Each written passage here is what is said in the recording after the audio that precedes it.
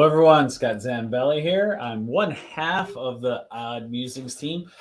Brett is out frolicking in Colorado Springs, Colorado. It's after a successful weekend there with Kevin Miner, and we had our Bardstone table out there at the Colorado Springs Comic Con, and it was a great weekend, great turnout. Thank you to everybody out there who showed up.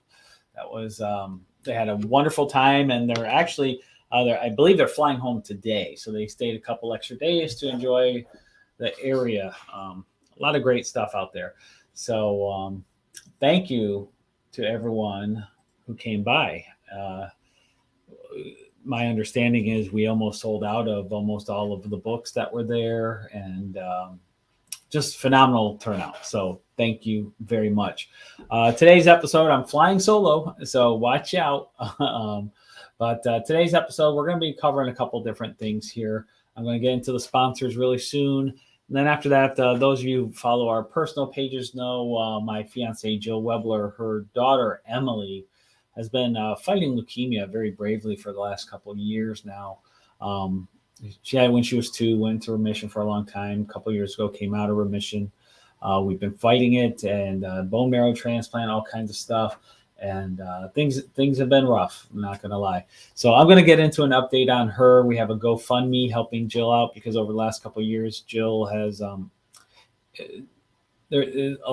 lot of time has been spent in Emily's care, taking care of her, and just Jill's ability to make an income really was impacted a lot. We tried hard not to do a GoFundMe, but with the way things have been going lately, we're and the amount of care that's needed is going to go on at least another 3 to 6 months. We're going to we went the GoFundMe route. So anyway, so let's get into our sponsors here. What's this? This is popping up with a message. Close that out. All right. So our first sponsor here is Loringer Family Chiropractic. Their offices are located in Belleville and Dexter, and they give phenomenal chiropractic care to all of their patients. Just like the name says, family chiropractic. They really do make you feel like family. So give them a call. Their office in Belleville is 734-697-4244. And they also have an office in Dexter, Michigan, 734-426-3994. Brett has been a long-time patient there for issues he has with his leg and hip and stuff like that. And then we've also utilized them for my daughter, Ashley. She had an issue a couple of years ago now, but we went there for a treatment regimen that worked phenomenal. So can't say enough good things about them. So give them a try. The other sponsor is, well, Team Titans of Real Estate. Why? Because you matter. That's right. Even though we utilize the latest in tools and technology to maximize your home buying and selling experiences, we never forget at the core, it's a people business. Nowadays, more than ever, everything is becoming more and more automated, but you, the person involved in the transaction, are often overlooked now. While machines are great in doing standardized processing, they're not good at the minutia, at the differences, looking at what makes your house different from the house next door. And you really need that personal touch from a realtor who knows the area, knows the current trends to really maximize your home buying and selling experience, and to maximize the value to you. So give us a call, 586-232-5144. That's our shared Team Titans hotline. And I'm going to throw this out there as well. A lot of people are asking us regarding Jill's situation with Emily. I want to do something. I want to help. How can I help? And yes, we did start a GoFundMe, and we're going to be covering that soon. But one of the easiest ways to help us is just simply remember that we are realtors. Jill and I are a team. We work together, and I handle all the business while she's taking care of Emily. So, don't forget, a realtor in Team Titans, being both myself and Jill. So refer your business, refer your friends and family to us. I will take great care of them and make sure their real estate needs are met. So once again, 586-232-5144 is our hotline. Give us a call. All right. Well, it looks like we have here, hello from Denver. We are driving to the airport from random Facebook user. I'm guessing that person is either Brett and or Kevin. So hello. Glad you were able to join in here. As I was just saying, the results at Colorado Springs was phenomenal. You guys were awesome out there who came out to the show and supported Bardstone. We have more great stuff. We have a Kickstarter that's going on right now that I will give you a quick update before I move on. Let me pull that up here. So for those who don't know, we're doing a Kickstarter for our enamel pin set. It's Brett. Hello, Brett. We're doing a Kickstarter for our enamel pin set with our characters of Crimson Shadows characters. So these pins are very high quality. They're made by a company called Infinity Pins. They've been around for a while. These are hardened enamel pins. We did a similar thing for our Poe pins that we did, but I want to show you this really quick here and let you see this little video.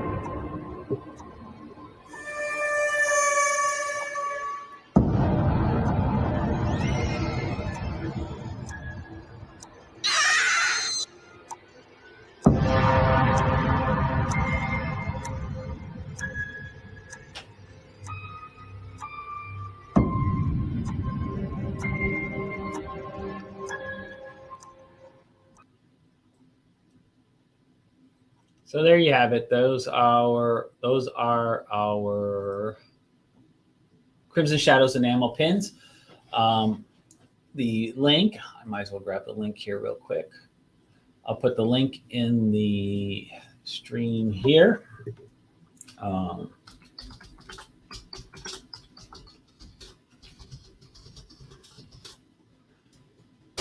Okay, so I posted the link in the comments, so you should be able to find it there. I also have it in the original post for the sharing of this video on our social medias too, so you should see it in there.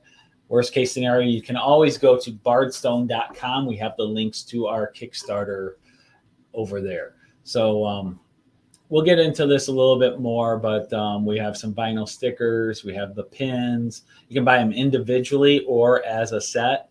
Either way you can do it. So individually, they'll be individually carded like this. We also have a handful of the Poe pins left. They've been hugely popular. So we have 10 sets available of the complete set of the 5 Crimson Shadows along with the 5 Poe pins. Then last but not least, we have our add-ons, always add-ons. We have our Crimson Shadows t-shirts. We have all of the books available. And we have some editions that are starting to sell out, like our ultra limited editions. Quantities are starting to get low on a lot of our regular and limited editions as well. So the sooner you get them, the sooner you can ensure that you have them. This will also be a nice primer as we get ready to do issue 4 of Crimson Shadows. In another month or two, we're going to be launching that Kickstarter. So if you order these now, you can have them all read and be ready for when Crimson Shadows 4 comes out. We have our books, our Frankenstein, Dr. Jekyll, Mr. Hyde novels, our trading cards. You can buy the more pins within the add-ons, same with our stickers.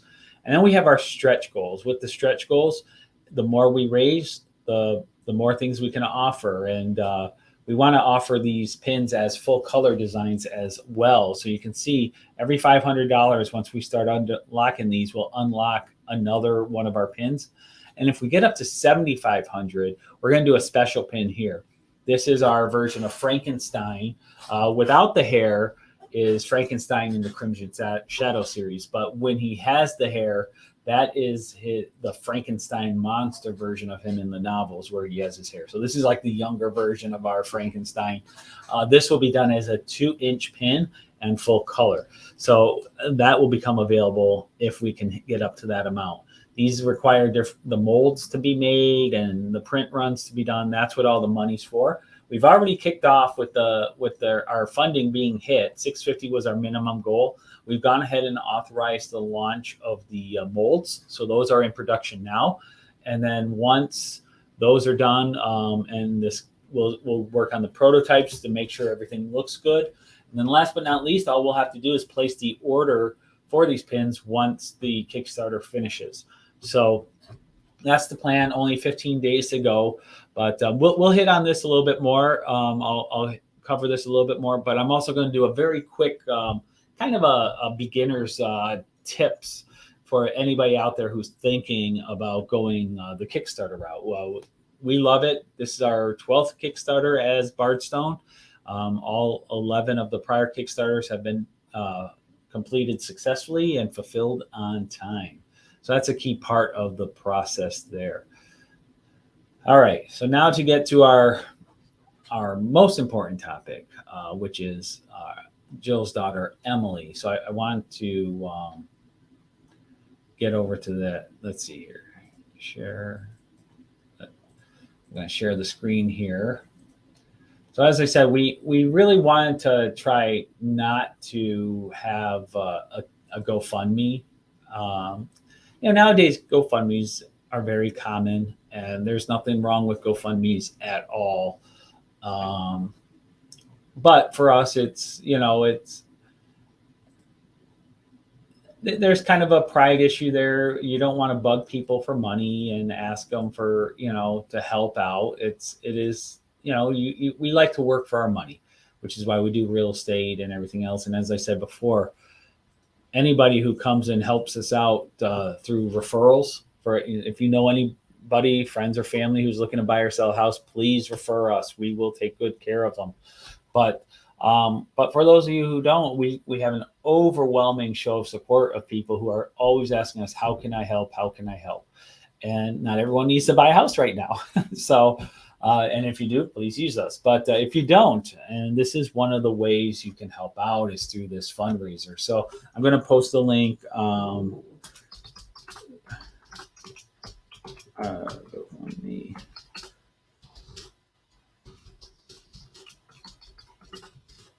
Okay, so I'm posting the link right now in the comments. What is this? A security check is required.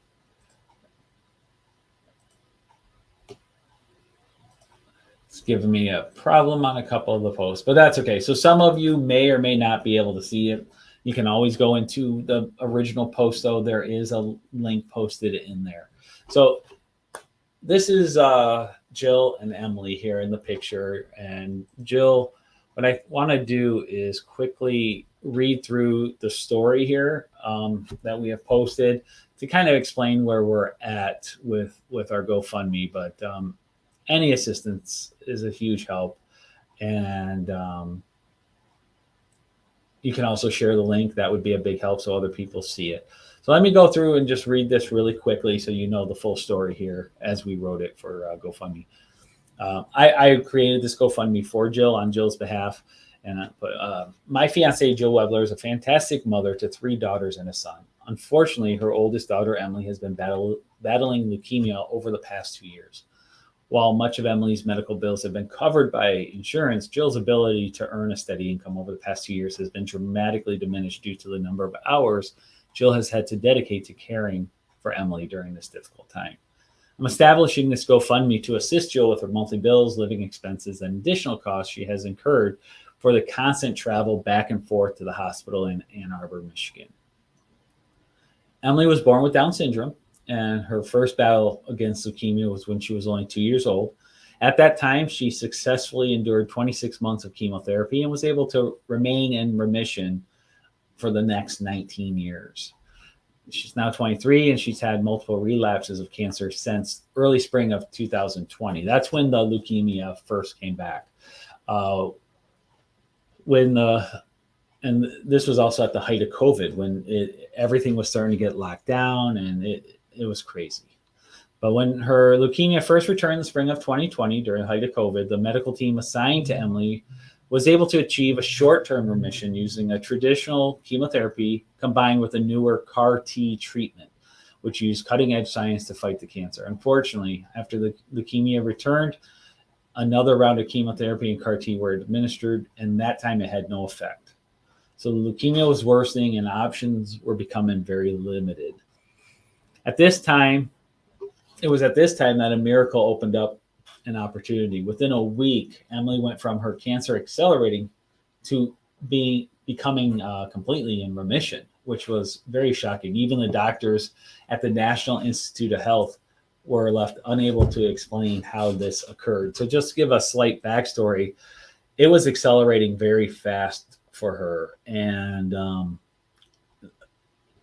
because the CAR T treatment wasn't working, the chemo wasn't working, they were putting her on this fast track to go to the National Institute of Health for some experimental type treatments that looked promising. All that was arranged within a week. And as they were getting ready to leave, the day before they were leaving to go to the National Institute of Health, the test results came back saying cancer was completely gone.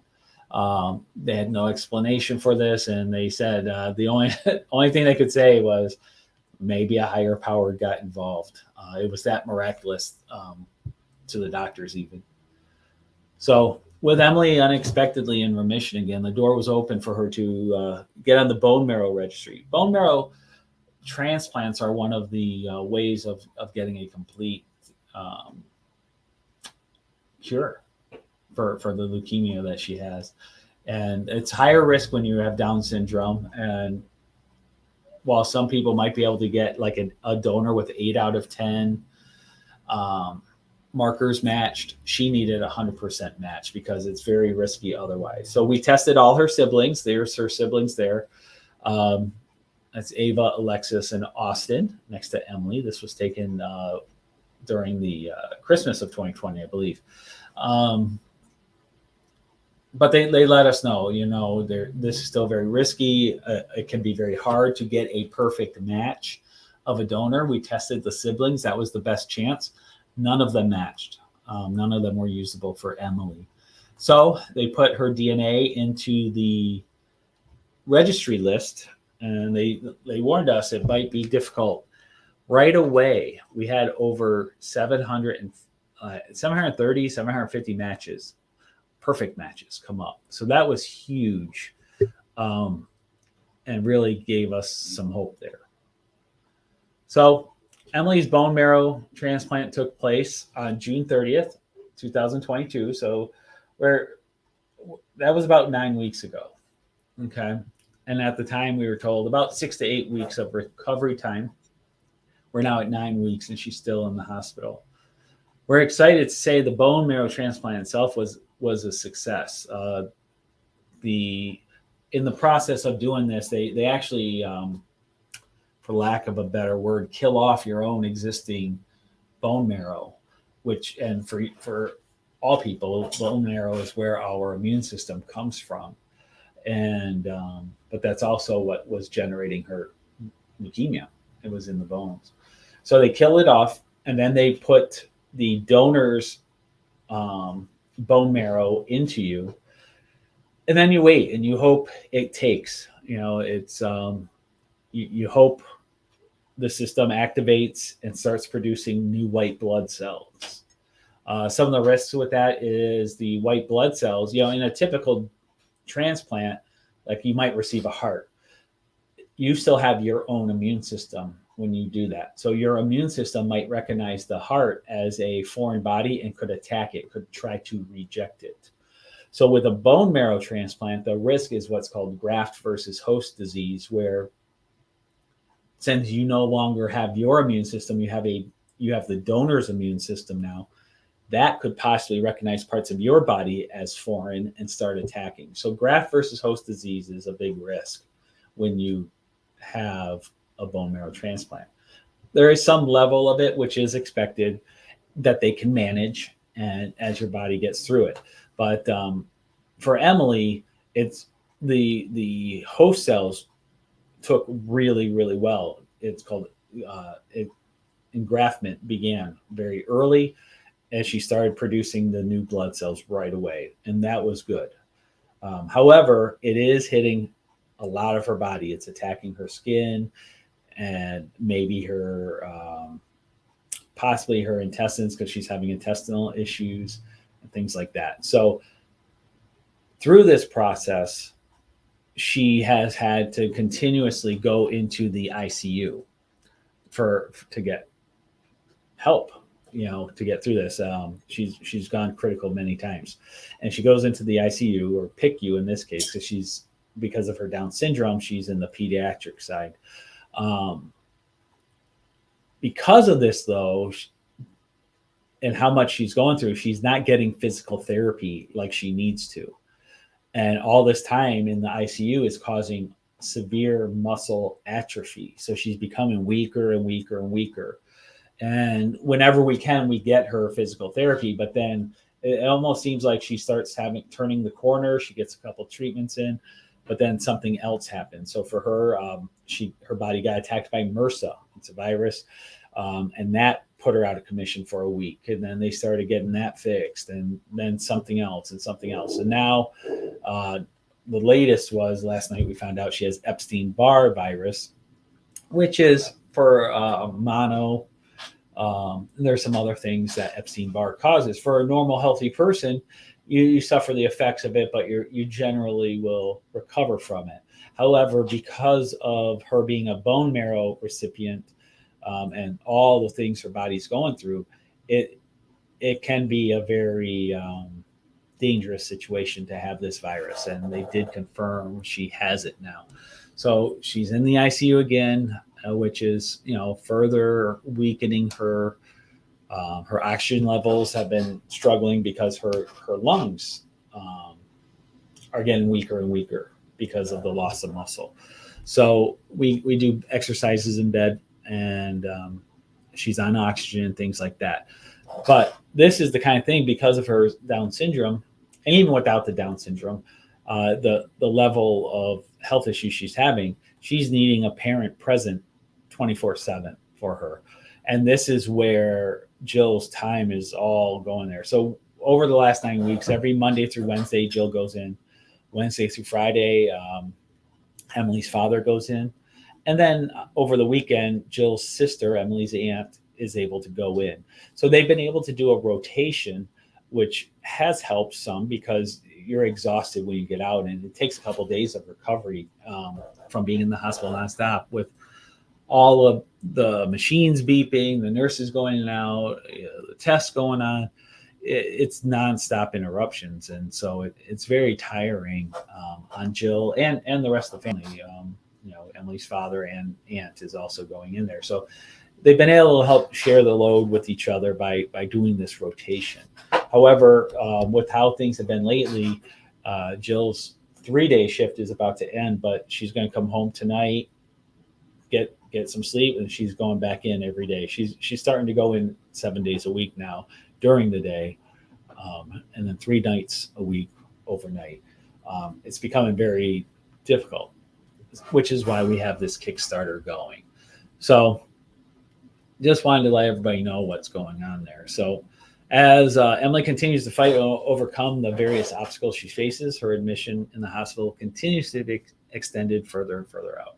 We've already surpassed the original 6 to 8 weeks. Like I said, we're now on 9 weeks, I believe. But even then, it's going to be at least another, probably at least 2 weeks, but probably more like 3 to 4 weeks if everything goes well. And then once she gets home, it's going to be 3 to 6 months of continuous therapy. I mean, simple things like getting up to go to the restroom, she can't do on her own because her muscles have atrophied so much. So there is going to be a lot of work, and once again, 24/7 monitoring of Emily and helping her as we get her back to health. So that's what the purpose of this GoFundMe is, and all the money's going to Jill for this GoFundMe to help her get through, because we're self-employed. And if we're not working, we're not making money, right? So I'm helping out, but we are a team, and Jill's a major part of that team, and she's tied up, rightfully so, tied up to, taking care of Emily and helping Emily get back to health. So once again, any assistance, greatly appreciated. Your prayers, so many people have been praying for her. We so appreciate that.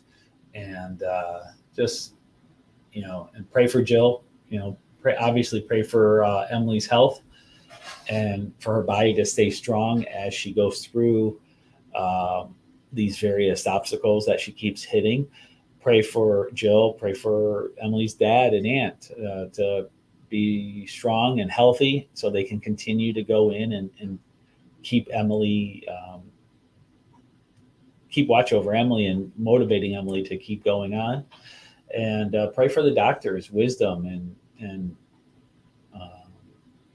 pray for their skill, pray for their insights, their own health, so that they can catch, whatever comes up, any obstacle that Emily comes up, have them be on top of it so they can knock it back down for her right away. So that's our request.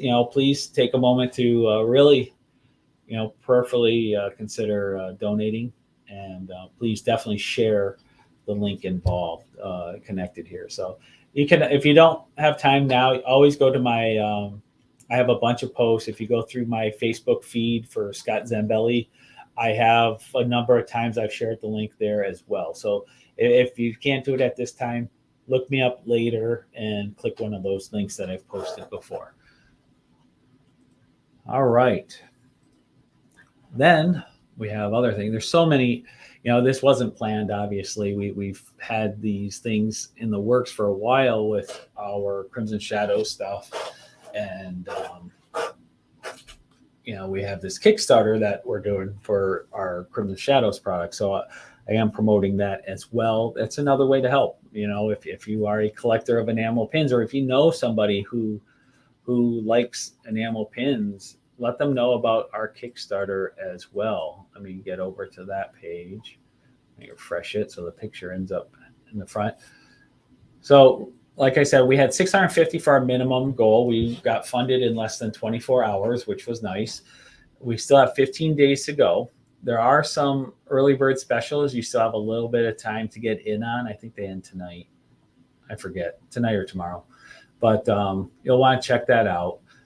And these are the pins. These are the prototype look of the pins here that you can order. Oops, I got to put it on the screen so you see them. There you go. So that's our Kickstarter there. Check it out. Bardstone.com has the links for you to go to, so check them out. But one thing I wanted to do today was people are always asking about Kickstarter. A lot of people are considering crowdfunding as a source to go to fund their own projects. And there's a lot of benefits to it, but there's also things you need to know. There's a lot of things that people don't take into consideration when they're starting a Kickstarter.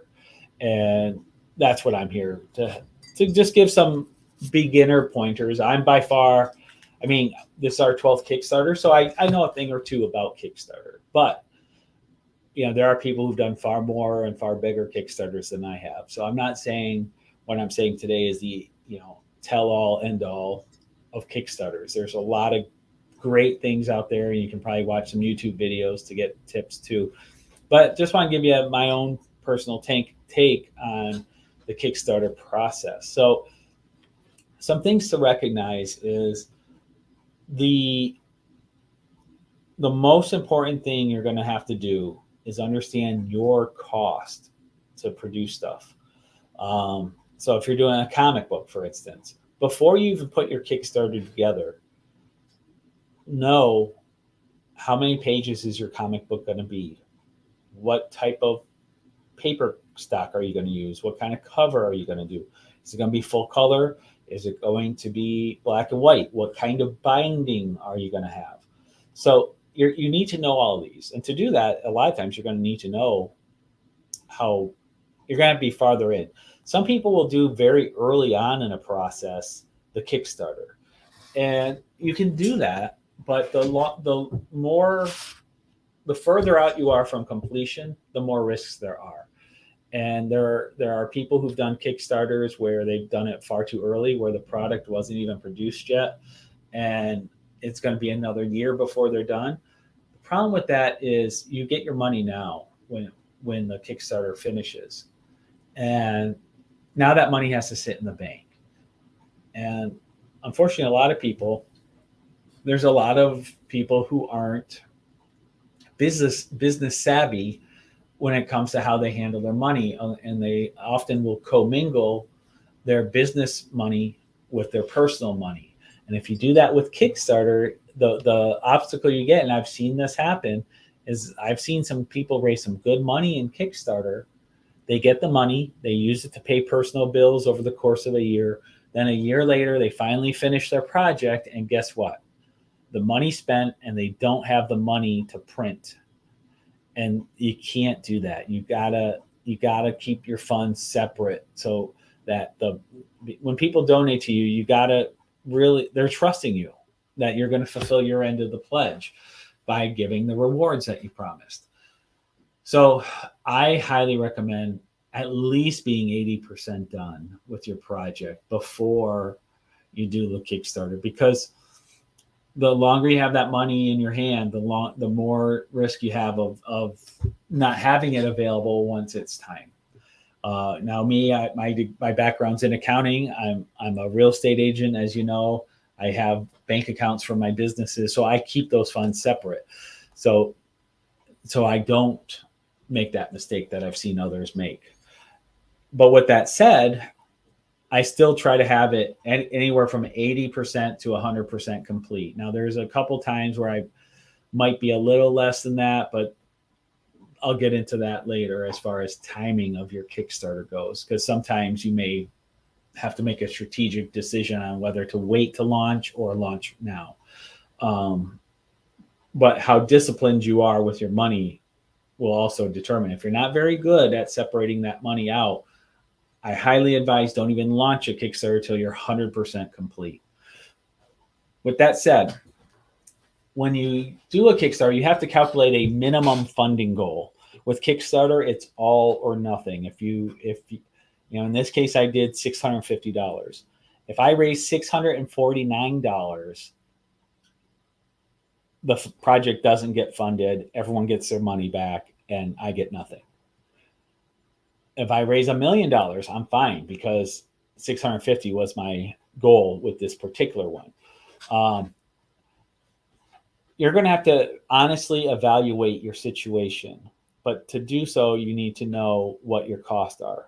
So, like I said, with the comic book, for instance, you need to know get your pricing, get your quotes, contact who your printing company is going to be, or if you don't know, shop for quotes before you do your Kickstarter and find out what your costs are. So let's just hypothetically say you do a book that's like my Kickstarters, my books are full color. They're usually oversized books with 36 to 40 pages per issue. That's a thick comic book. A standard comic book is about 22 pages. So my books are large, which means they cost more. I also use the higher quality paper along with the higher quality covers, and I do full color. So with that said, my print cost can easily be $4 a book. Now there's different ways you can do this. I like to use printers within our country. There are overseas printers where you can save money, but the quality is not there. You're relying on books being shipped over on cargo ships that can get held up in port. So there's, when it comes through customs. So there's a lot of obstacles when you go the cheaper route that you have to do. But the flip side, you order higher quantity, you can get your per print price down. So there are people who like to go that route of ordering a couple thousand, 10,000 books at one time to get a really low piece price. With ours, we do much smaller runs. We typically do runs of 5 to 800 probably is probably our total run count with our different covers that we do. So with that said, my cost ends up being about $4 a book, let's say, or if you have a smaller one, it might be $3 for your book. And if you go with lesser paper, you might get it down to $2.80 a book. So whatever it is though, find out what that cost is for your print run. But next you have to ship those books to you. Shipping when you deal with books can get very expensive because it's a lot of boxes and they're heavy. Books add up quickly in weight, which also adds up quickly in freight costs. So find out what your shipping costs are going to be also, because you're going to have to add that into the cost of your book. So let's just say you're paying $3 a book for your print run. You might easily have another 50 cents per book in shipping. So throw that in. So now your cost is $3.50 a book instead of $3, right? Next, packaging. How are you going to package the book? Are you going to put each book in its own bag with a board? Are you going to, that after you buy all those supplies, you could easily have another 50 cents or so in cost. Let's just say 50 cents for easy math. Now your cost per book is $4 a book. Next, you have the packaging itself for shipping. We use these boxes that are custom made for shipping comic books. They're wonderful. They keep the product protected during shipping, and it also helps with the cost of shipping. So now you look at that, and that's another $1 per book. So now instead of $4 a book, you're at $5 a book when you count shipping supplies. Well, now you have to actually ship the product. How much is it going to cost to ship the product? But that'll be next, because you can charge separate for that. But you have to know that if you're going to, because some people like to put free shipping. Well, if you're putting free shipping, then you need to know the cost per book. If I'm shipping a single issue and I'm using, I use a commercial printing service to get discounted rates, it can easily be $4 or $5 to ship the book. So add that now to the $4 it's costing me, right? You're now up to $8 to $9 per book. So you need to know that, because if you price yourself if you look at it and say, oh, it just cost me $3 a book, I'm going to sell these books at $5 each, and I'm going to give free shipping. Well, now you're losing $3 to $4 per book if you're doing that. So the bigger your Kickstarter is, you'll run out of money really fast. So that's why knowing your cost is so important. Know what structure you're going to do. Are you going to offer free shipping, or are you going to charge separate for shipping? Because if you're going to charge separate, you can then offer a lower price per book for the sales price, but then tack your shipping on at the end. So it's very crucial. But there's another step in the process in cost per book. So let's say you're going to charge separate for shipping. I already told you it's going to be roughly $4 per book between printing costs, cost to ship it to you from the printer, cost of your packing supplies. You're at $4 a book. Let's say you decide to charge $5 a book. Well, with Kickstarter, they take out 5% fee for them and 3 to 5% they charge for the processing fee for all the credit cards. So roughly 8 to 10%. Let's say 10%. So if you're charging $5 through a Kickstarter per book, 50 cents of that is going to Kickstarter for their fee plus the cost of processing. So subtract out, so now you're only making 50 cents per book. Understand that? And you're like, oh, I'm still making money. But this is where you can get bit. So in this scenario, we're going to assume the freight is separate. I've done the math here. After you pay Kickstarter, you're paying $4.50 a book on a $5 price, right? Between Kickstarter fees, your packing, all that, you're only making a 50-cent profit. Well, one of the things people love to do in Kickstarters is offer stretch goals or other rewards within the packages. Well, if you're doing a stretch goal and you're throwing in a freebie, let's say it's a set of bookmarkers. that costs you 25 cents per bookmark, or some stickers. Let's say you have a set of stickers. Well, if those stickers, and if the freebies cost you $1 to make that you're throwing in with the kit, the problem you have is now you've tacked that dollar onto the $4.50. Your cost is $5.50 for the $5 item. So that's where you got to be very careful, and where you can lose money on Kickstarter if you don't know. You can't just say, well, my cost is $3 each, therefore I can just charge $5. You've got to work it in ahead of time. You also have to plan ahead for what the cost of all your rewards are, that you're going to include, because all these different packages, people like to throw little freebies into these packages to make it enticing to the backer, which is a good thing. But if you don't know your costs, you can screw yourself really bad. So take the extra time at the beginning to know for sure, what is your final product size going to be?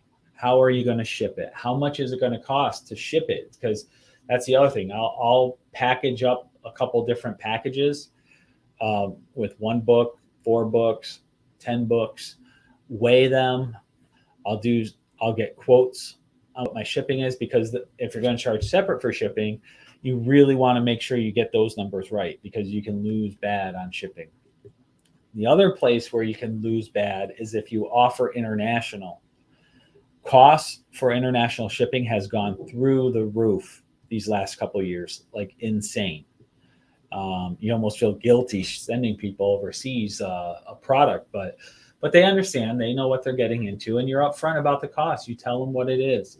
To offset that cost, sometimes we'll throw extra like stickers in, or little knickknacks in, just as a thank you, because it can be very easy for shipping to be $20 to $40 to another country.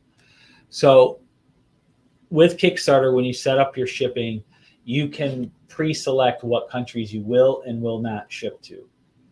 So make sure you get some quotes on what certain packages will cost, because you want to know ahead of time, because you could, if you just guess it, you could easily be losing $10 to $20 per reward on the shipping costs if you didn't take the time to check it out.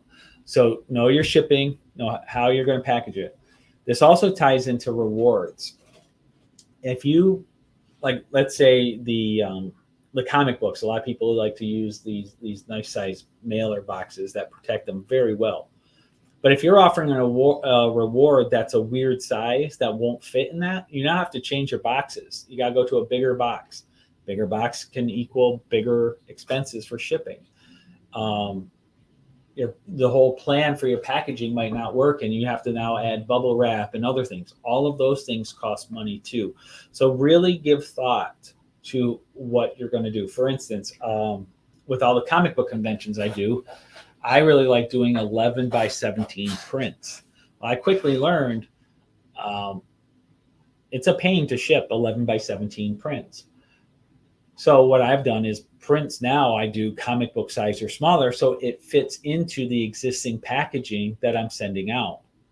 Saves me a ton of money. It's a smaller print, but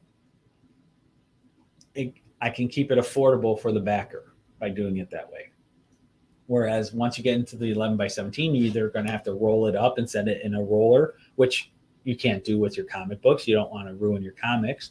Or you got to use a large fortified like mailer envelope that's maybe waterproof so the print doesn't get wet. That costs extra.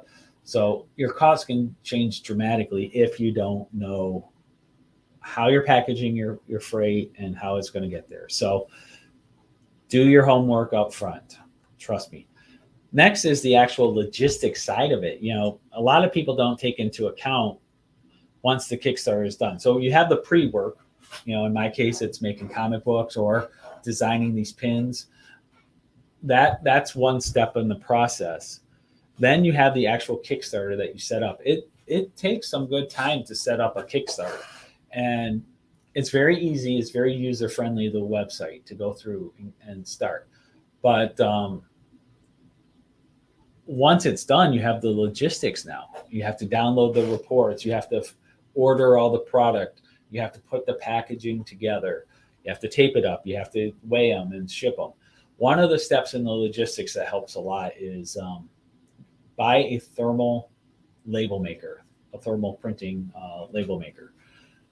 I use one called Rollo, ROLLO. Let me get to it. It's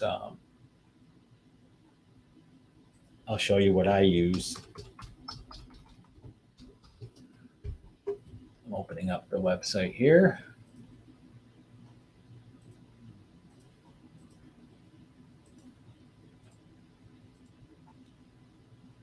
There's different companies out there you can use. This is one I use. I use Rollo. They do a thermal printing. This is an updated one, which is nice. I believe it's Bluetooth now, but you buy the little labels that go in there. It can integrate into your customer list. You can easily transfer information over to it to print each label. But what's really nice is they have a ship manager. So when you buy their product, you create an account and you get their commercial discounts for shipping. This will easily save me a couple dollars per shipment by going through these. Things that would be like $7 if I went direct to the post office will be like $4.50 or $5. You get a good amount of savings going this route. So I highly recommend buying a thermal printer. It doesn't have to be Rollo. I personally have had a great experience with their printers. It connects to my laptop. I can set up my backer list to easily copy and paste into the Rollo account. I have a little electronic scale that I weigh each package, put it in, and it has sped up my whole fulfillment process by quite a bit. I've got it down pretty good now. There is going to be trial and error for you with everybody as you develop a process and a flow. But for me, compared to when I first started doing Kickstarters, it takes me probably about, depending on the number of backers I have, 4 to 8 hours to do my fulfillment now, whereas before it would be like a whole week. So that was a pain. But Rollo is a great one. You can buy right through there. You can go on Amazon or somewhere else and look up thermal label printers. There are other companies out there that also have their own way of saving money, but you save so much money going this route versus just going direct to the post office. I know with Rollo, it'll give me pricing for the post office, U.S. Post Office, along with UPS, and I can't remember if FedEx is on there. Usually the postal one is the cheapest, so I go that route typically. But sometimes it can be cheaper to go through the UPS as well. So check them out.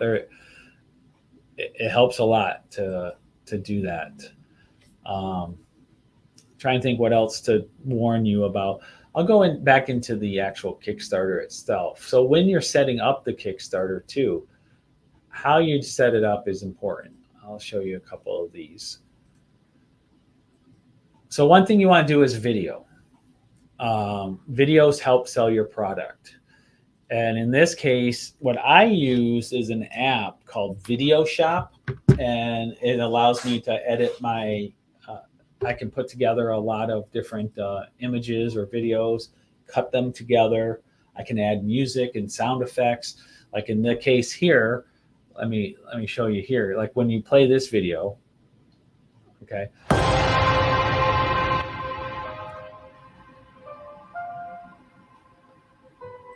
So all I did here was this was through Photoshop. I created a series of panels where they tie into, each one is a still panel. And I just using transitions, I could set up the transition to occur. See? So like this was one panel. Then I create another panel that said the same thing with featuring on it. So it looks like featuring appears separate. Okay? That's what I do there. Then I had an image this is a separate panel I created.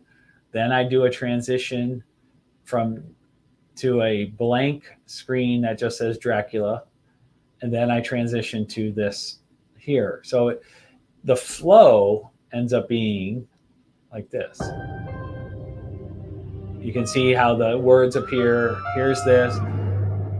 And it looks like it changes the word, but it's actually transitioned to a new panel. I don't know if you could hear that. I also inserted a sound effect each character that appears. So here a scream came up for the vampire Dracula. Here there was a zombie noise, growling noise I brought up. When the plague doctor comes up, I have lightning. I edited it into it. So you hear that. So I was able to edit sound effects in along the way, just to make it more interesting as it plays. And then here you got the Sherlock Holmes. I added that horn sound. It was dramatic sounding. And then with the vampire back, I was able to put this screeching noise. So it gives you an idea. And then I have this scary music I was able to find on there that plays underneath the whole entire thing. And then you want to direct people there to wherever your sites are. So it's important to do a video. There's all different levels of videos. I mean, I see some people not even bothering with videos, but sometimes it's the creator introducing the product and talking about it. I like to do it more like a commercial like this, where it's let the artwork speak for itself. Sometimes I speak on it as well, but that just gives you an idea. You make the video how you want. You upload it into there. The next thing is you have what's called your story. You want to talk about what the product is for the people who don't know what it is. We also create graphics. A lot of graphics can be used, which are nice. I created this graphic as a header for each section. So this is the perks and rewards section. The down here is the add-on rewards, and so on and so forth. So I created that. You can do whatever graphics you want, but I do recommend using some type of graphic. It's catchy to the eye. It helps move people through to the next section. In our case here, this is a Crimson Shadows product. A lot of people might not know what Crimson Shadows is. So one tool you can use is GIFs or GIFs. I prefer GIFs, but technically it's GIFs. You can create a GIF of a variety of images. So in this case, I'm showing panels from the comic book, but you can also do this for rewards. I've seen people flash through different rewards. So the nice thing about that is it takes up less space. You don't have to have everything scrolling down to see everything. You just put them in one spot and you can flip them through as a GIF. So that's one thing you can do. I use it as a way of explaining what Crimson Shadows is, so people who don't know it get a look. These are the rewards I talked about. This is where you have to know your costs, know your printing costs, your manufacturing costs, and know what you're going to charge for them. These here advertise what the rewards are. Rewards are important. They're all along the right side here, what your different levels are. You'll have to think about how you're going to do those. In my case, I have them as, you can buy them individually carded here, or you can do them as a set where they're carded together on the set. Now for this, I had to design what the cards would look like and where to order them from. So what we did is, this is actually, I did this through Vistaprint. I had a good discount code, and I did it business card size. I did it as a business card and designed what the look would be. And I'll put each pin on one of these. So it's a perfect size. And then they sell these little Ziploc bags that are just the right size for these to slip into with the board on it. So that'll help protect it a little bit more, and it looks presentable. It looks more presentable to the buyer. Same here, had to design a larger card. I believe this was a 4x6 card. Yeah, 4x6. And I'll have a bag that this whole thing goes into, and people can have it as a unified collection to display if they want. Then you have your add-ons. Always know your cost of your add-ons. In our case, each time we do a Kickstarter, we build our product base, our merchandise base, so that things from past Kickstarters, since we've already incurred the cost of creating them. A lot of times the initial upfront cost is met, and we just have to deal with reordering costs, which is much less. So we're able to share these things in these type of rewards. So whenever we get a brand new backer, they can go back and get all of our old issues and comics. Everything that's been available through all the past Kickstarters are available now, unless it's sold out. Like some of our ultras are sold out now. That's also why it's important to get in on the ground floor with a new Kickstarter, because you never know if the items will be available down the road. We've got our novels, our trading cards. Like this is a good example here. The trading cards, that was a very time consuming and expensive set to put together, just because you really have to do very high volumes for trading cards. So it was a fun thing to do. I really enjoyed doing it, but I probably won't print more once this is done. So I do have a handful left. So once these are gone, I probably won't make them anymore. So these will be very collectible here. We got our pins and stuff. And then we get into stretch goals. This is where you also have to know at what level to offer a stretch goal and how you're going to offer it. Sometimes stretch goals are something that's automatically added to existing rewards. And if so, just make sure your reward is priced high enough to absorb the cost involved with the stretch goal being added at no cost. In this case, because these are all new pins, well, it's the pin themselves are the same for the mold, but the print run that's required to produce the 4-color design, I have every $500. Once it unlocks, every $500 will unlock the next one, because I'll have to place a minimum order of pins. So I have to at least cover those costs to make it work. And then last but not least is our grand finale one. If we can hit 7,500, this will be made as a large 2-inch pin, but a whole new mold will have to be made and everything else. So the cost involved with creating this one will be much higher. So that's why there's a bigger gap between this level and this level. But that gives you an idea there of how it works. And also, I highly recommend go online and look up similar Kickstarters for similar products, because you might get good ideas from people on how they structure theirs or what graphics to use or things like that. So the key to Kickstarters is simple. Homework. Do your homework, know your cost, know your timing, whatever time. Like if you think you'll be done in 2 months, you have to leave time for everything to ship, get fulfilled, all that stuff. So like if I think I'm going to be done in 2 months with a product, I got to factor in another month of everything shipping, and then another month of just cushion, just in case things are delayed that are outside of my control. So if I think I'm going to be ready in 2 months, I might actually put 4 months for a delivery, because I have to calculate all of those other factors ahead of time. So just be careful, give time, what under promise, over deliver, don't promise more than you can do, because backers, you want to build trust with your backers, and every time you have a successful launch and a successful fulfillment, those backers will trust you even more on your next one. So those are my tips. I appreciate everyone joining in. Don't forget, our GoFundMe for Jill is running live.